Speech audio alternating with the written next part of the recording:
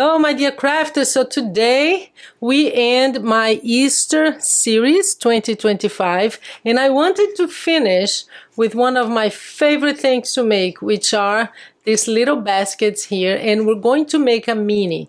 But the great thing about this tutorial is that you, depending on the size of the paper that you use and where you score, you can make it in so many different sizes. So you can make it this size, this one is a little bigger, and then you go up a little bit, like 1/4 of an inch, and you get this one, and then you continue going. Depending on the size of the paper that you have, it just goes on and on and on. And I'll also show you different ways that they can look as well. I'm going to make this one today, but if you are interested in having all these sizes here, so 3 more sizes, I can send you by email. So you just send me an email to craftingwithpaula@gmail.com, and I'll send you all the measurements for these 3, okay? Today we're doing the mini. So my favorite, because you guys know I love my miniatures. I actually created this one first, and then I thought, you know, I can give them sizes for others, you know, for bigger ones as well, because I wanted to create something for this Ferrero, I can never say this name, but it's a chocolate, very common here in the US, and it's perfect for that. So if you, especially if you get this paper out, you can see that it fits perfectly one of these. So this is great for those co-workers that you have. You can put it on their table. These are great for party favors as well. So let's make one of these tiny ones. Very easy. I'm going to zoom in. So what we need is, this is decoration. We're going to need a piece of paper that measures 3 3/4 by 3 3/4. So it's always going to be a square, okay? And we are going to score it. You also need 2 little ones. This is not, you don't have to do this. See on this one here, because I had the base on solid color, then I used this 2 squares to decorate. But if you look at this one here, I used a paper that was double-sided, a pattern paper. I didn't need to use the square. So it's personal preference and depending on what you're going to use. But for this one, you do need 2 little mats that are 1 1/8 of an inch by 1 1/8 of an inch, okay? And I'll show you how to do that. So first thing we're going to do is score this at 1 1. Let me just be a little bit closer. 1 1/4 of an inch and 2 1/2. Then you're going to turn and do the same, 1 1/4 and 2 1/2. So that's all the scoring that you need, and you see how easy it is to do that. I'm going to get my corner rounded because I forgot, because it's very important, and I want to show you how to use that. So here I am. So first thing we're going to do is to cut. We're going to cut this scoring line up to this scoring line here. So on 4 sides, okay? 1, 2, and then you just turn and do the same on the other side, the exact same thing. You see how easy it is, and I'll show you 3 looks that you can get from these baskets. So basically, we're going to score the lines. There you go. So here's how you do this, very easy. You are going to just join these 2 right here. This top will go with the top right there, and that's where you stop, and you have your, how easy is that? The other way that you can do this, if you want to make it bigger, you can just glue it here, and you have this shape of a basket, so it's a little bit bigger but still looks really cute. Or you can go all the way in and you have a basket that is basically a little box, like a box base. But that's not what we're doing today. So I'm going to use my favorite corner rounder because it gives you 3 sizes. And we're going to round. This is not, again, it's personal preference. You can just leave it pointed if you want. But I like to have the corner round. Let me show you. See? Oops, sorry. See, I like to have this corner here rounded.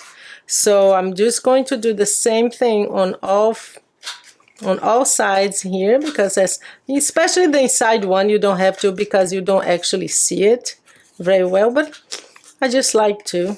I like rounding corners, I guess. So there you go. And now all we need to do is to glue it together. We're going to bring in also our little handle, okay? So for the handle, you need a paper that is, the base here is 1/2 inch by 3 3/4, and this is 3/8 of an inch by the same height, so 3 3/4, okay? We're going to glue it, but again, you don't have to have 2 layers here. I'll show you one that doesn't have that I didn't need to do it. But it depends on your taste, depends on the paper that you have. I like to have this detail here in the middle, but look at this one. This one, I just used one straight piece of paper, nothing inside, because it had a lot of decoration already. So again, personal preference, and I like to, after it's glued, I like to round it. So you break the fibers a little bit like this, so that it's round like that. So that's it. Now we're going to glue, and I am going to corner round this as well. So that's, I want it like this, so these two. So just 2, you don't have to do all 4. So just these 2 here like that. And we're going to glue it, because that's the decoration that we're adding. Again, you don't have to do that. You don't have to add this, only if you want to. So that's one. This other one. I would love to hear from you guys. Which one did you like best from this series? Because it does help me tailor better for next year. So, okay, this is what everybody liked, so I'll do more of that. So that's that. So we're going to glue. We're going to leave these 2 flaps alone, because we're going to glue the the handle. That's where we're going to glue. So all we need to do is to put some glue here inside, of course. So like that. And we're going to make sure these 2 points are aligned here, and just press it down. I'm going to use my bone folders to make sure. Same thing on the other side. And if you want, guys, you can decorate this side too. So just put glue here like a triangle. And again, we're going to just press it in. You can decorate the back too. I'm not going to, but you can, whatever you want. So now we have these 2 flaps inside, and that's where I like to glue. You could glue it inside here too, but it would show. So that's why I don't do that. So I am going to glue this here and then close it shut like that, okay? So you put a little bit of glue right there. You place it right in the middle here. Let me just show you. Like this. And I like to bring it here to see if it's like in the middle, and it is now.